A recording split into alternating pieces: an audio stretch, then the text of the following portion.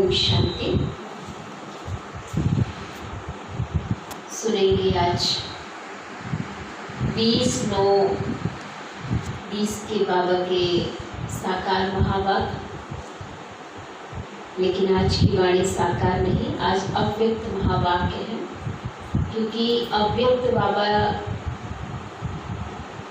ब्रह्मा बाबा जब शरीर छोड़े तो उसके बाद जो दादी के तन में आकर के शिव बाबा ने जो वाणी चलाई उन्हें हम कहते हैं अव्यक्त महावाक्य।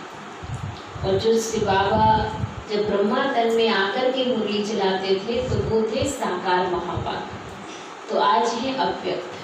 हर संडे को हम अव्यक्त महावाक्य ही सुनते हैं और उन अव्यक्त महावाक्य में हमें सारे दिन का कैसे हमें अपने जीवन में धारणा करनी है, कैसे हमें समाज में रहना है, उस तरीके की अनेक प्रकार की पुरुषार्थ को लेकर के गतिविधियों पर बाबा अटेंशन दिलाते हैं।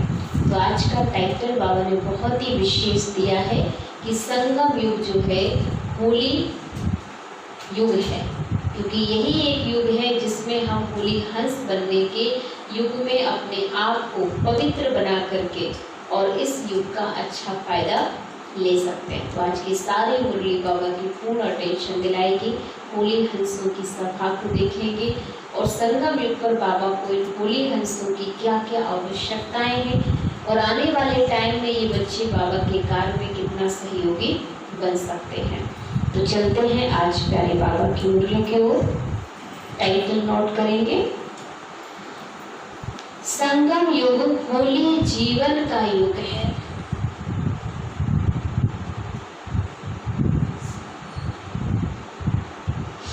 संगम युग होली जीवन का युग है।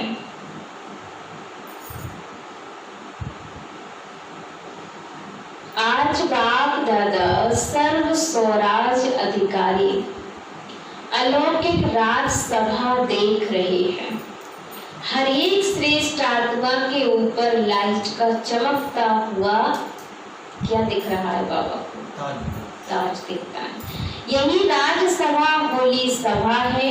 हर एक परम पावन पूज्य आत्माएं सिर्फ इस एक जन्म के लिए पावन अर्थात होली नहीं बने, लेकिन पावन अर्थात होली बनने की रेखा अनेक जन्मों की लंबी रेखा है। तो सारे कल्प के अंदर और आत्माएं भी पावन होली बनती हैं। जैसे पावन आत्माएं धर्म पिता के रूप में धर्म स्थापन करने के निमित्त बनती हैं, साथ साथ कई महान आत्माएं कहलाने वाले भी पावन बनते हैं। लेकिन उन्हों के पावन बनने में और आपके पावन आत्माओं में अंतर क्या है? पावन दुनिया में भी ऐसे कई हैं जो कई संस्थाओं में जुड़े हुए हैं, शादी नहीं की है, ब्रह्मचर्य का पूर्ण धारणा करके चलते हैं, पर उनमें और आपकी प्यूरिटी में क्या फर्क है? क्या फर्क हो सकता है? बाबा कहते हैं दोनों में महान अंतर है। उस आपके पावन बनने का साधन अति सहज, कोई मेहनत नहीं है, क्योंकि बाप से आप आत्माओं को सुख शांति पवित्रता का वर्षा सहज मिलता है। आपको यहाँ आते पवित्रता धारण करते सुख शांति का वर्षा सहज मिल जाता है। इस स्मृति से सहज और स्वतः ही अविनाशी बन जाता है।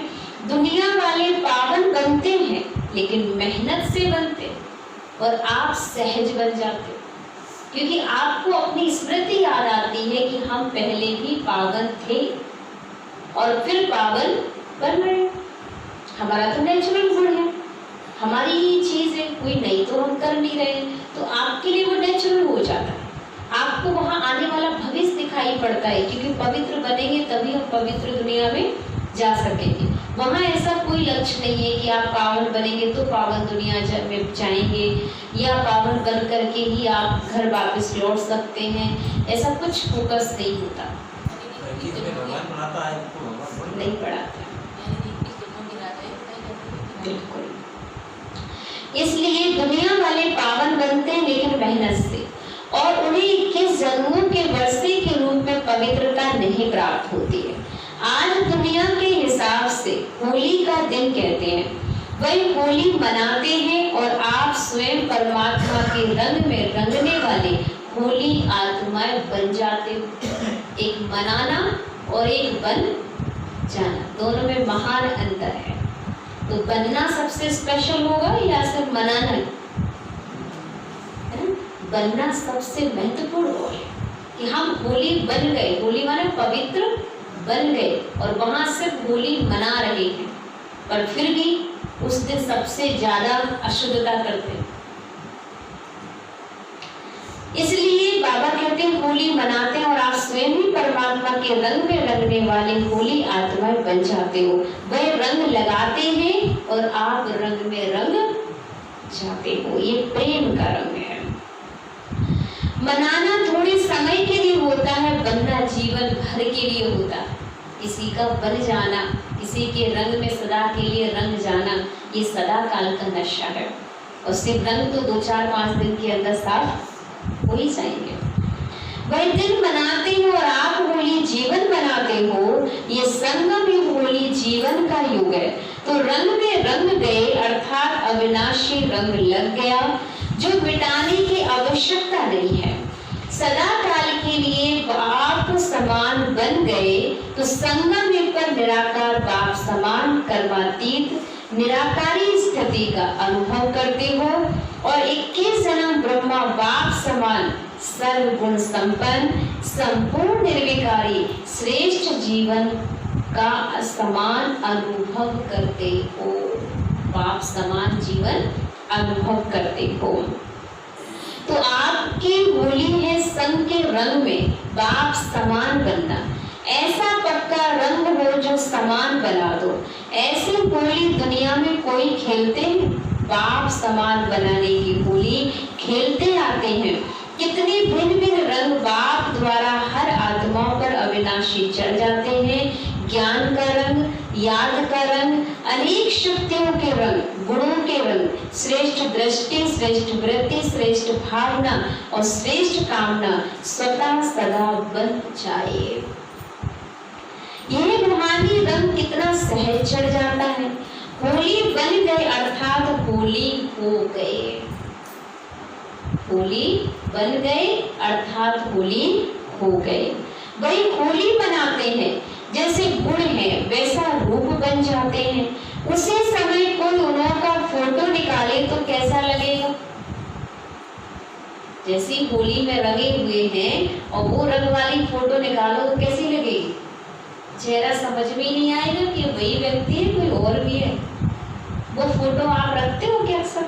जो ऐसे रंगों से रंगा हुआ वो फोटो कोई अपने घर में फ्रंट में लगाता है, सबसे तो रोज देखेंगे हम तो अपनी ये फोटो है, वो तो हम नहीं लगाते क्योंकि हमें खुद ही वो अच्छी नहीं लगती है। लेकिन जब परमात्मा के बनते हैं और उसके घर जाते हैं तो वहाँ से जो फोटो चमकते चेहरे की खिंचवा के आते हैं वाइट ड्रेस में, वो हम अपने घर में फ्रंट में लगाते हैं क्योंकि वो हमें नशा ईश्वरीय रंग चढ़ गया। वो सबको सुनाते हैं हमने भगवान का रंग चढ़ा। तो उसी समय कोई उन्हों को फोटो निकाले तो कैसा लगेगा?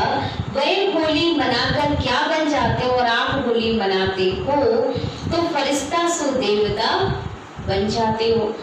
है सब आपका ही यादगार, लेकिन आध्यात्मिक शक्ति ना होने के कारण आध्यात्मिक रूप से नहीं मना सकते। बाहर मुक्ता के कारण बाहर मुखिया के रूप से ही मनाते रहते हैं। आपका यथार्थ रूप से मंगल मिलन मनाना है। होली की विशेषता है जलाना। होली के दिन क्या करते हैं हम? होली का दहन होता है, फिर मनाना, फिर उसे मंगल मिलन करना। इन 3 विशेषताओं से यादगार बना हुआ है। तो क्योंकि आप सभी ने होली बनने के लिए पहले पुराने संस्कार, पुरानी स्मृतियां सभी को योग अग्नि से जलाया, तब संग के रंग में होली मनाया, अर्थात बाप समान संग का रंग लगाया।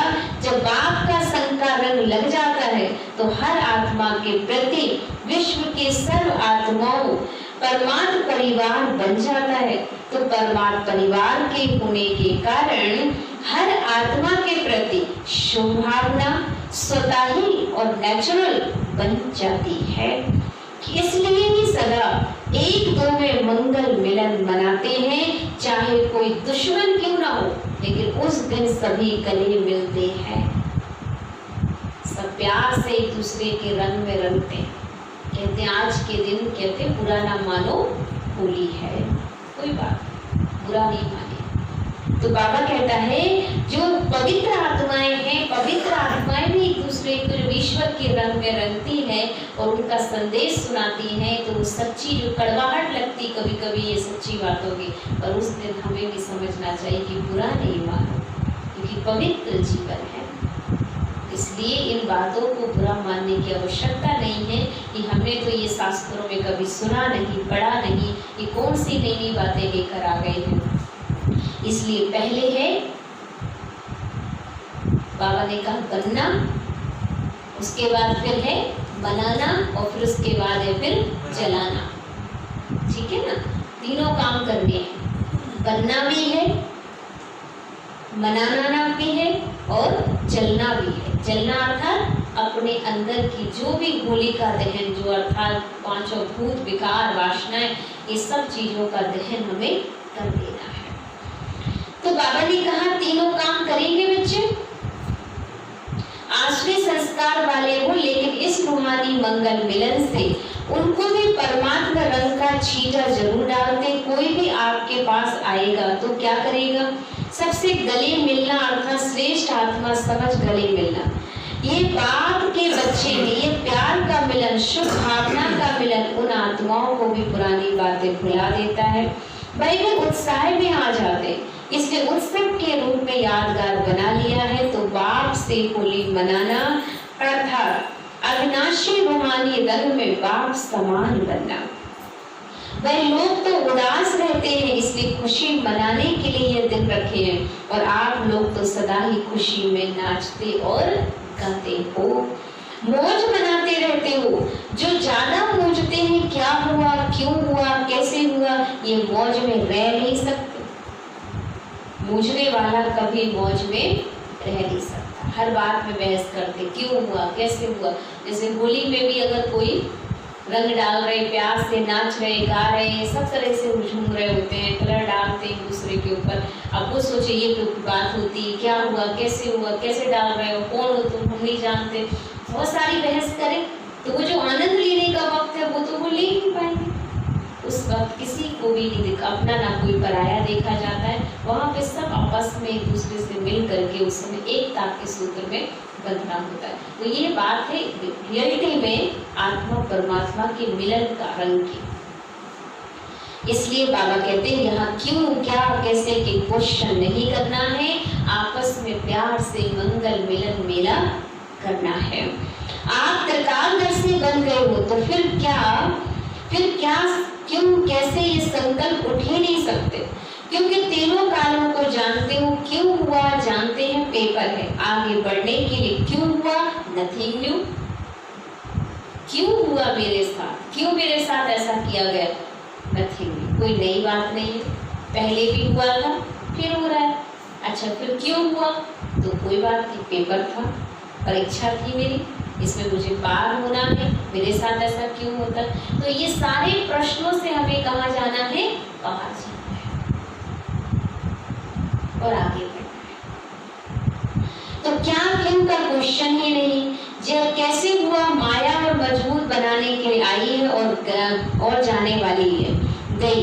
तो त्रिकालदर्शी स्थिति वाले इसमें पूछते नहीं, क्वेश्चन के साथ साथ रिस्पॉन्ड पहले आता है, क्योंकि त्रिकालदर्शी हो, नाम त्रिकालदर्शी और वर्तमान को भी ना जान सके, क्यों हुआ, कैसे हुआ, तो उसको त्रिकालदर्शी आत्मा कैसे कह सकते। हम सब बाबा के बच्चे हर एक सीन को जानते हैं, हर एक एक्टिविटी को समझ रहे हैं, क्यों हो रहा है, इसलिए घबरा नहीं रहे हैं। और लोगों को डर है कि आने वाला भविष्य ऐसा होगा तो क्या होगा। हमें सब कुछ पता है कि क्या होने वाला है और क्या हो रहा है, फिर भी हम निश्चिंत बैठे, क्योंकि हमें अपना भविष्य स्पष्ट दिख रहा है, इसलिए डरने की आवश्यकता नहीं है। अनेक बार विजयी बने हैं और बनने हम वाले हैं और बनेंगे ही। ऐसा दृढ़ विश्वास खुद में हमें रखना होगा। पास्टर फ्यूचर को जानते हैं कि हम ब्राह्मण सो फरिश्ता और फरिश्ता सो देवता। अब देवता बनने वाले आज और कल की बात है। क्वेश्चन समाप्त, फुल स्टॉप आ जाता है ना। होली का अर्थ भी है ही होली। होली जो बातें होली जो बीत गई हो गई उनके बारे में कोई भी चिंतन करने की आवश्यकता नहीं है। बीते कल को भूल जाओ, वो भी कल्याणकारी ही है। जब तक भूलेंगे नहीं तब तक मंजिल पर आगे बढ़ नहीं पाएंगे। इसलिए होली, पास्ट इज पास्ट, बीती को बिंदी लगाओ। ऐसे बिंदी लगाने आती है ना, ये भी होली का अर्थ है। जलाने वाली होली भी आती है, रंग में रंगने वाली भी होली आती है और बिंदी लगाने वाली भी होली आती है। कितने प्रकार की होली है? 3 प्रकार के। एक मनाना, और बाबा ने कहा होली जलाने वाली भी होती है और रंग लगाने वाली भी होती है और साथ में बिंदी लगाने वाली भी होती है। उस दिन हमें बातों को स्टॉप भी लगाना होता है, उस दिन एक दूसरे के रंग में रंगना भी होता है और बाबा ने कहा बुराइयों को जलाना भी होता है। मंगल मिलन मनाने की होली भी आती है। चारों ही प्रकार की होली आती है ना। अगर एक प्रकार की कम होगी तो लाइट का ताज टिकेगा ही नहीं, गिरता रहेगा।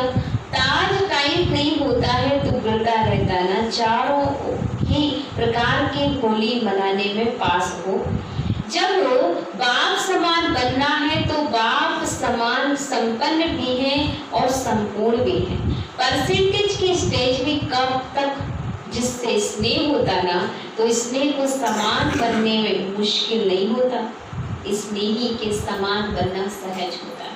अगर आप किसी से प्यार करते हो तो उसको जो पसंद है काम करना सहज है ना, क्योंकि जो उसे अच्छा लगेगा आपको भी अच्छा लगेगा, भले आपके वो नेचर में ना भी हो। पर आप अपने स्नेही को खुश करने के लिए उसके जैसा बन जाते हो, ढाल लेते हो अपने आप को, कि आपको लगता है कि नहीं, मुझे जो उसे पसंद ना वही मुझे पसंद। इसलिए ऐसा बनना है। बाबा को जो पसंद वो मुझे पसंद, ऐसा जीवन बनाना है। जो बाबा को पसंद नहीं वो मुझे पसंद नहीं। बाप के सदा स्नेह हो तो सदा समान क्यों नहीं, सहज है ना। सभी सदा होली और हैप्पी रहने वाले होली हंसों को हाईएस्ट से हाईएस्ट बाप समान होली बनने की अविनाशी मुबारक दे रहे हैं। सदा बाप समान बनने की, सदा होली युग में मौज मनाने की मुबारक दे रहे हैं। सदा होली हंस बन ज्ञान रत्नों से संपन्न बनने की मुबारक दे रहे हैं। सभी रंगों में रंगे हुए पूजा आत्मा बनने की मुबारक दे रहे हैं। मुबारक भी है और यादगार भी है प्यार का सदा सदा। और सेवाधारी बाप के मालिक बच्चों के प्रति नमस्ते भी सदा है, तो याद प्यार भी नमस्ते सदा है। बाबा हमेशा हमें क्या कहता है बच्चे, याद प्यार और नमस्ते। तो आज किसका टर्न है? बाबा ने याद कर दी, फिर पूछा बच्चे किसका टर्न है? तो आज है मलेशिया ग्रुप का टर्न, है ना, मलेशिया साउथ ईस्ट की साइड। तो सभी ये समझते हो कि हम कहाँ कहाँ बिखर गए थे। परमात्मा परिवार के स्टीमर से उतर कहाँ कहाँ कोने में चले गए, संसार सागर में खो गए, क्योंकि द्वापर में आत्मिक बम के बजाय शरीर के भान का बम लगा। आत्मिक भान का जो बम होना चाहिए था वो आत्मिक स्थिति का बम नहीं था, देवभान का बम फूटा। तो बाबा कहते हैं रावण ने बम लगा दिया तो स्टीमर टूट जाएगा। बम फटता है तो क्या होता है, कई चीजें नष्ट हो जाती हैं। तो बाबा कहते हैं आप किसके बम में बैठ गए हो? रावण के। तो रावण ने आपका स्टीमर ही तोड़ दिया है। अब स्टीमर से टूट गए तो अब बीच में मझधार में क्या कर रहे हो, तैर रहे हो, पार हो जाएं, हम इस पार से उस पार चले जाएं, लेकिन अब कैसे जाएं? नाव ढूंढ रहे हो परमात्मा की, इसकी नाव में बैठ जाए। पर बाबा ने अब क्या किया, हमें वो नाव में जगह दे दी है।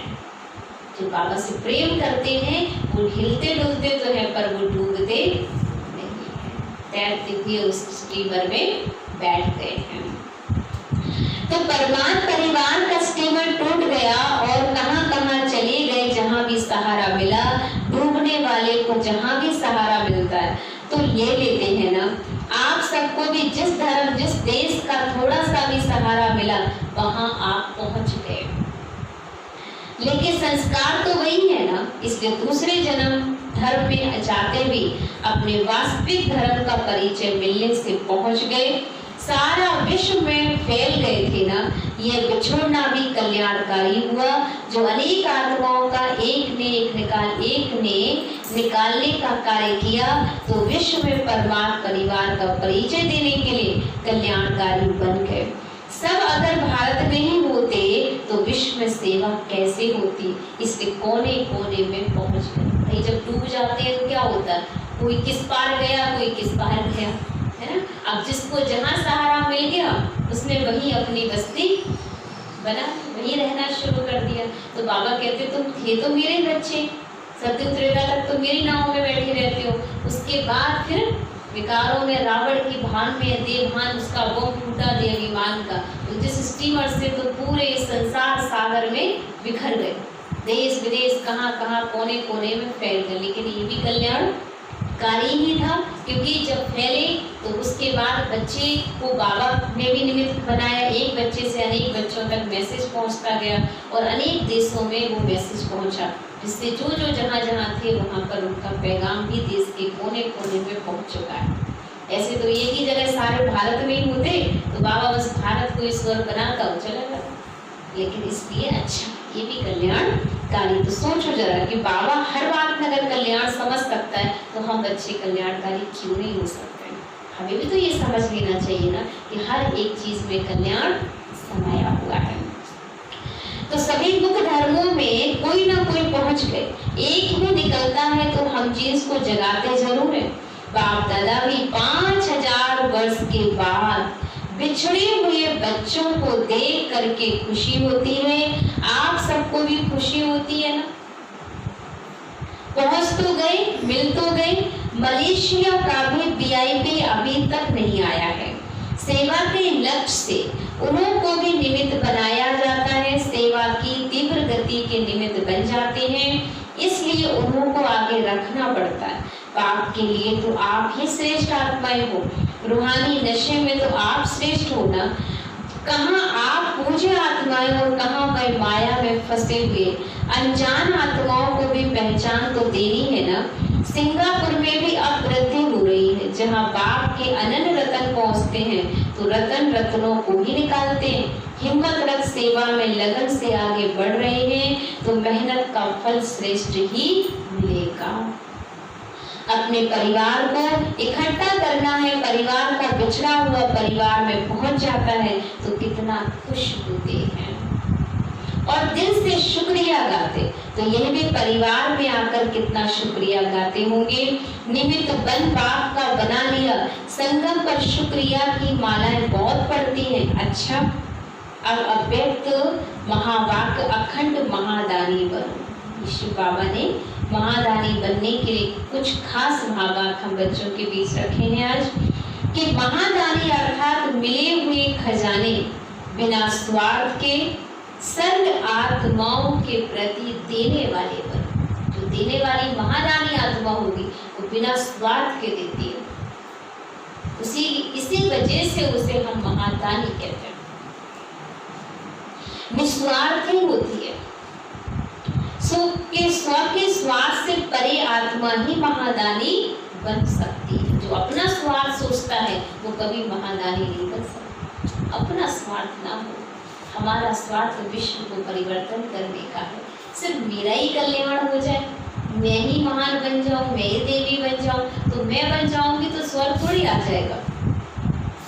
लेकिन जब सब तैयार होंगे तब स्वर्ग आएगा। अब ब्रह्मा बाबा तो बन गया, वो बैठा है आराम से, बदन में इंतजार कर रहा है, आओ बच्चे आओ, जल्दी करो बच्चे, तैयारी करो, मैं कब तक ये वेट करूंगा ना। दादियाँ चली गई, वो भी एडवांस पार्टी में वेट कर रही हैं, आओ बच्चे आओ। तो वो तैयार हो गया, हम नहीं हुए तो कैसे काम चले। इसलिए सारा डिपेंड तो हम सब बच्चों पे करता है। वो तैयार बैठी है ना, वो बुला रहे हैं, आओ बच्चे आओ, क्योंकि हम सब तैयार होंगे तभी तो बाबा स्वर्ग लाएगा, ला ही नहीं सकता। इसलिए हम सबको मिल करके पुरुषार्थ करना है, एक दूसरे को भी आगे बढ़ाना है। दूसरों की खुशी में स्वयं खुशी का अनुभव करना भी महादानी बनना है। जैसे सागर संपन्न अखंड अखंड है, ऐसे आप बच्चे भी मास्टर अखंड अखंड खजानों के मालिक हो। तो जो खजाने मिले हैं उन्हें महादानी बन औरों के प्रति कार्य में लगाते रहो।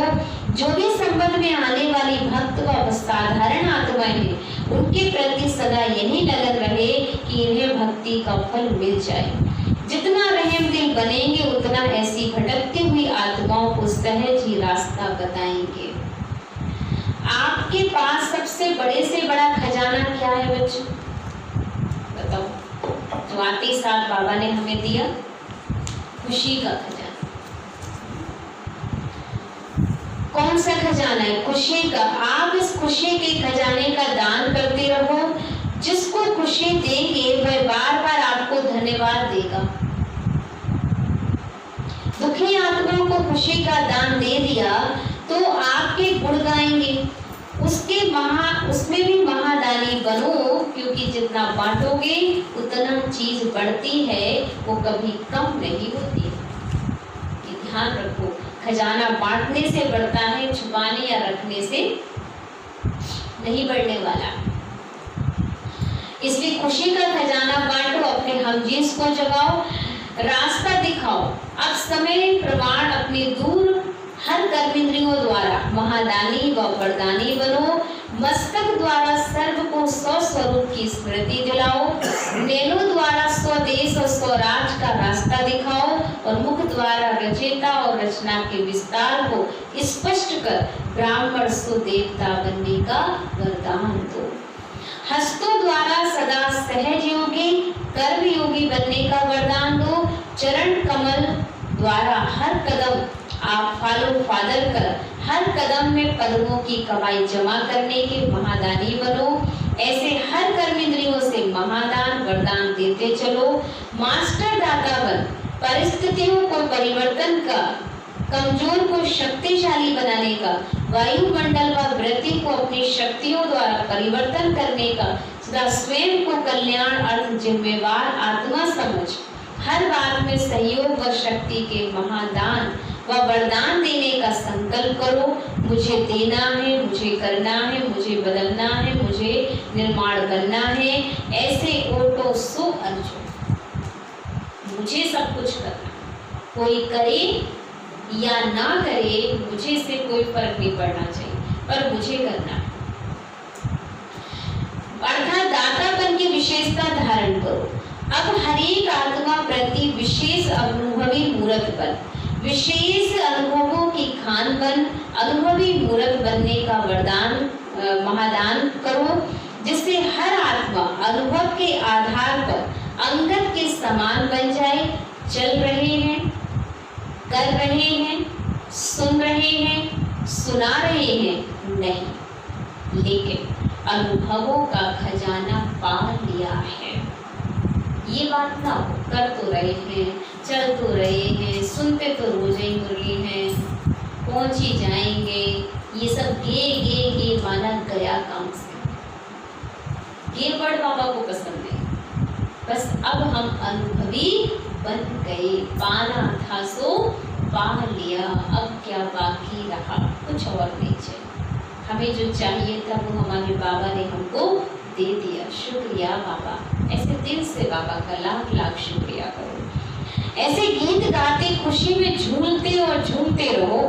आप बच्चों को जो भी खजाने बाप द्वारा मिले हैं उन्हें बांटते रहो, अर्थात महादानी बनो। सदैव कोई भी आवे तो आपके भंडारे से खाली न जाए। आप सब बहुत काल के साथी हो और बहुकाल के राज अधिकारी हो, तो अंत की कमजोर आत्माओं को महादानी वरदानी बन अनुभव का दान और पुण्य करो। ये पुण्य आधा कल्प के लिए आपको पूजनीय और गायन योग्य बना देगा। आप सब ज्ञान के खजाने से संपन्न धन की देवियां हो। जब से ब्राह्मण बने हो तब से जन्म सिद्ध अधिकार में ज्ञान का, शक्तियों का खजाना मिला, और इस खजाने को स्वयं के प्रति भी और औरों के प्रति भी यूज करो तो खुशी बढ़ेगी। इसमें महादानी बनो। महादानी अर्थात सदा अखंड लंगर भंडारा चलता रहे। अखंड दानी का भंडारा कभी कम नहीं हो सकता। भंडारा भरपूर, काल कंठक दूर। भगवान के घर में जो बांटते हैं, जो औरों को देते हैं, उनका कभी हाथ खाली नहीं रहता। ये जीवन में सिद्धांत बना लो, देने वाला कभी खाली नहीं हो सकता। स्थूल रूप से आपको बाहर लग सकता है कि इसके पास आज कुछ नहीं है, लेकिन फिर भी वो जीवन भर भरपूर रहेगा, क्योंकि उसके मन के अंदर देने की भावना हर पल, वो कैसे भी दे देगा। वो शब्दों से दे देगा, अपने हर एक एक्टिविटी से दे देगा, अपने खाने की आधी एक रोटी से भी आधी रोटी किसी दूसरे को भी खिला देगा। तो उसके पास वो भावना तो हमेशा ही देने की है। इसलिए हमेशा दातापन की भावनाओं को अपने अंदर जागरूक रखना है। ये भावना कभी कम नहीं होनी चाहिए। तो हमारा भंडारा लंगर हर पल हमारे घर में लगा रहे, कोई हमारे दरवाजे से खाली ना चला जाए। ध्यान रखना, बांटना, जो जरूरत है जिसको, उसको वो दो, अपनी यथाशक्ति योग दो, पर देते रहो। ये कभी ना कहो मेरे पास कुछ नहीं, ये कभी नहीं कहो।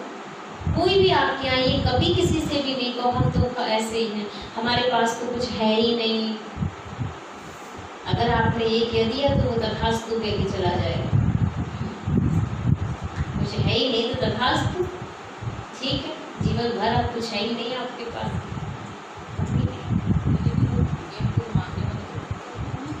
लेकिन उनको ये नहीं बोलो कि आपके पास कुछ है नहीं, ठीक है, समझ दे दो, कुछ ना कुछ प्रसाद, कुछ डोली पानी जो भी घर में है कुछ दे दीजिए। पैसा रुपये देने की बात नहीं रखो।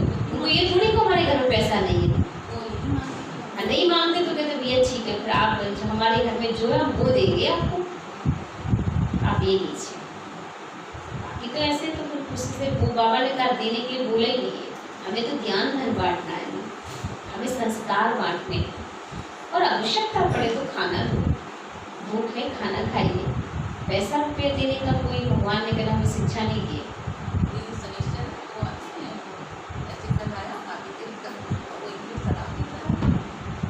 बिल्कुल ऐसे लोगों को बिल्कुल नहीं देना चाहिए। इसलिए बाबा ने कहा अखंड लंगर भंडारा चलता रहे। ईश्वरीय सेवा का बड़े से बड़ा पुण्य है पवित्रता का दान देना।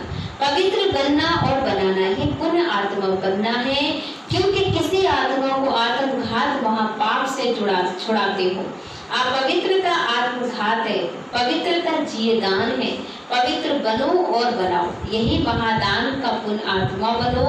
महादानी अर्थात बिल्कुल निर्बल, दिल शिकस्त, असमर्थ आत्मा को एक्स्ट्रा बल दे करके रूहानी रहम दिल बनना है। और महादानी अर्थात बिल्कुल हॉपलेस केस में भी हॉप पैदा कर दो। एक वरदानी आत्मा क्या करती है?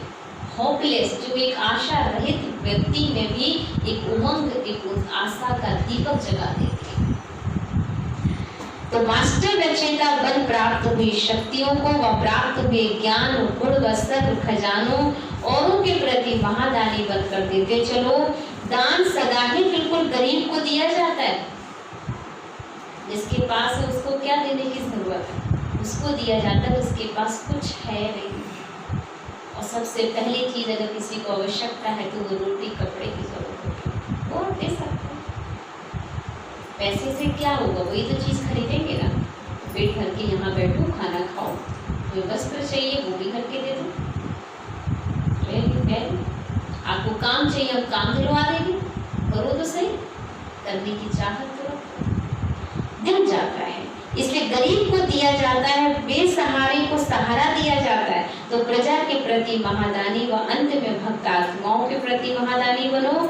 आपस में एक दूसरे के प्रति ब्राह्मण महादानी नहीं, लेकिन वह तो आपस में सहयोगी साथी हो, भाई भाई हो व हमशरीफ पुरुषार्थी हो, उन्हें सहयोग दो। हम शरीफ में नहीं कहना है कि हम दान बांट रहे हो, बाहर दान दिया जाता है जिसके पास कुछ नहीं, लेकिन जिनके पास आप बराबर के हो वहाँ दान नहीं होता, वहाँ सहयोग होता है। आप दो दोस्त हैं, दोनों बराबर के कारोबार में हो, तो वहाँ पे अगर एक दूसरे को जरूरत है तो वो एक सहयोग की भावना है, वो दान की भावना नहीं आती। दान गरीब को दिया जाता है, हम शरीफ को नहीं दिया जाता। अच्छा, रूहानी बाप की रूहानी बच्चों को नमस्ते। हम रूहानी बच्चों की रूहानी बाप दादा को दिल व जान से, सिकवा प्रेम से याद प्यार और गुड मॉर्निंग, नमस्ते नमस्ते नमस्ते, शुक्रिया बाबा, शुक्रिया बाबा, शुक्रिया। मेरी जिंदगी को संवारने वाले बाबा, तेरा लाख लाख शुक्रिया। आज का वरदान है पावरफुल व्रती द्वारा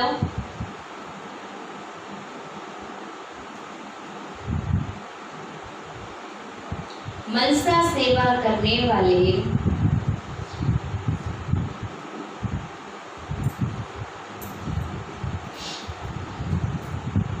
विश्व कल्याणकारी भाव। पावरफुल व्रती द्वारा मनसा सेवा करने वाले विश्व कल्याणकारी हम। स्पष्टीकरण है, विश्व की तड़पती हुई आत्माओं को रास्ता बताने के लिए साक्षात बाप समान लाइट हाउस माइट हाउस बनो। लक्ष्य रखो कि हर आत्मा को कुछ ना कुछ देना है, चाहे मुक्ति चाहे जीवन मुक्ति। सर्व के प्रति महादानी और वरदानी बनो।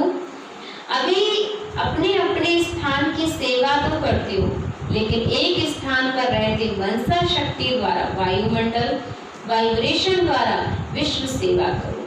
ऐसे पावरफुल व्रती बनाओ जिससे वायुमंडल बने, तब कहेंगे विश्व कल्याणकारी आत्मा। स्लोगन है, अशरीरीपन की एक्सरसाइज, अशरीरीपन की एक्सरसाइज और व्यर्थ संकल्प रूपी भोजन की परहेज से, और व्यर्थ संकल्प रूपी भोजन की परहेज से स्वयं को तंदुरुस्त बनाओ। आजकल कुछ दिनों से बाबा के स्लोगन में बहुत ज्यादा आ रहा है कि मोटापा छा गया है तो क्या करे, मोटापा भारी पर व्यर्थ संकल्प का, है ना। ऐसी बहुत सारी चीजें बाबा एक्सरसाइज पर लेकर के बहुत सारी बातें हम बच्चों के बीच रख रहे हैं, और वो सारा कारण एक तो देवभान से मुक्ति प्राप्त करो और दूसरा व्यर्थ से अपने आप को मुक्त करो। अच्छा, आज सूचना है, आज मास का तीसरा रविवार है। सभी राज्यों के तपस्वी भाई बहनें साय 6:30 से 7:30 बजे तक विशेष योग अभ्यास के समय अपने आकारी फरिश्ते स्वरूप में स्थित हो, भक्तों की पुकार सुने और उपराम करें। अब मास्टर दयालु कृपालु बन सभी पर रहम की दृष्टि डालें, मुक्ति जीवन मुक्ति का वरदान दें। सभी को क्या करना है, सब लोगों को मुक्ति जीवन मुक्ति का वरदान देना है, वरदानी दृष्टि रखनी है, तब विश्व परिवर्तन का कार्य होगा और हम विश्व कल्याणकारी आत्मा बन जाएंगे।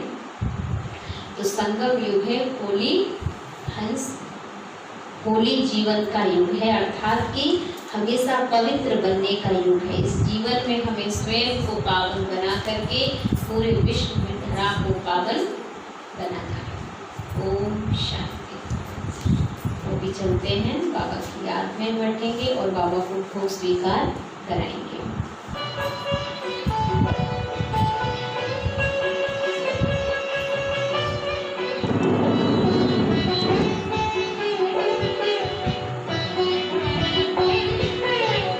Festival